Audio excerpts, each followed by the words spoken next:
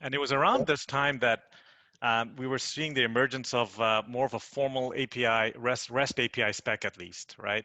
With Tony Tam, kind of Swagger, Reverb, kind of.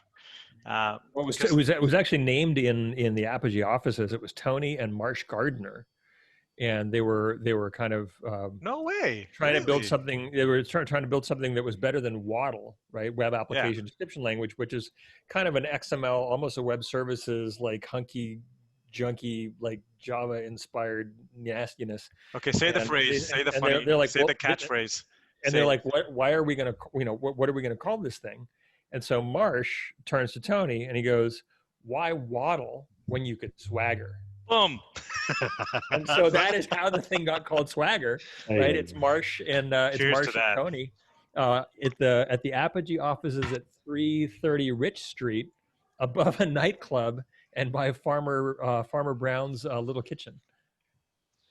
Farmer Brown. Oh, that's good chicken. Yeah. Yeah, chicken and that was, waffles, right? And maple syrup and hot sauce. So Yeah. that was that was controversial at the time, though, right? So I think just rewinding the clock, and I remember that conversation. We also had there was also a part of that conversation that happened at a bar just a block away. So there was alcohol. Oh, and John, I think John, you probably were in that too. There was another, yeah, there was another one just down the And street. that's right, because Mashery was also just down the road right there by the Four Seasons. So, yeah. Not far away. Yeah. And so I think you have to rewind because developers were still sort of angry and pissed off about all the SOA, XML, description language, goo, right?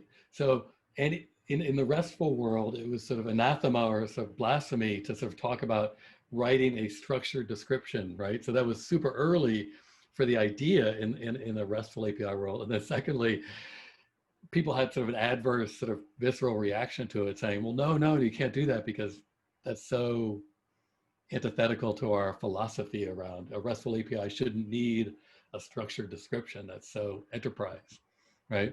Nowadays it doesn't, we've sort of gotten past that hump, but that was certainly part of the zeitgeist at the time. It was really just war between like the REST zealots, right? You remember REST Fest, right? In South Carolina, is the world hypermedia, right? Is it hypermedia as the engine of application state? Or is it all about just like, hey, this is basically glorified CRUD applications on something that seems like a resource? Like, again, like, angry nerds at war with each other. Well, now it's about. But it was amazing because the developer portal for AT&T and a bunch of other customers of yours, it had this API Explorer that from Swagger, that framework. And I remember it was just like this, it was red, green, get, put, post, delete, all the different colors of buttons. You could browse the nouns and verbs. It was like, wow, this is like a whole new paradigm. And the first one that we did that for was actually Twitter. Really? That was so Apigee was first. It was just a brand and a web product off of Sanoa, and I was the general manager for that.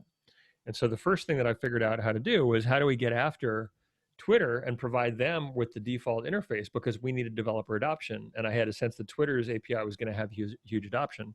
So we worked with Evan and Rafi and other like amazing folks there, and they're like, yeah, this sounds great.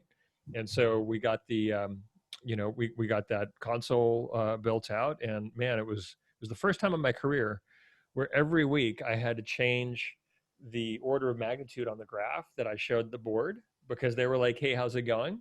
And I was like, yet again this week I have one slide, still a hockey stick, I just changed the y-axis. It was unbelievable.